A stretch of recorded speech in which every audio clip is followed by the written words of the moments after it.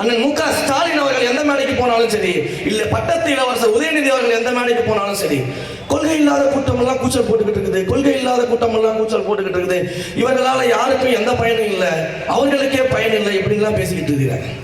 சரி, இதே மேடையில இந்த தஞ்சை மண்ணுல, என்னுடைய மண்ணுல இருந்து நான் சவால் விடுறேன், திரு மு க ஸ்டாலின் அவர்களே, இதே தஞ்சையில் எங்கள் அண்ணன் ஒரு மாபெரும் மேடையை அமைத்து கொடுப்பார்.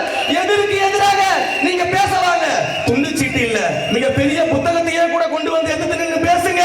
உங்களுக்கு எதிராக நான் பேச தயாரா இருக்கிறேன். கொள்கையின் அடிப்படையில் நீங்கள் ஆட்சி நடத்தவில்லை, கொள்கை தலைவர்களை நீங்கள் மதிக்கவில்லை, தந்தை பெரியார் வழியில் நீங்கள் நடக்கவில்லை, நான் ப்ரூவ் பண்ணி காட்டுறேன்.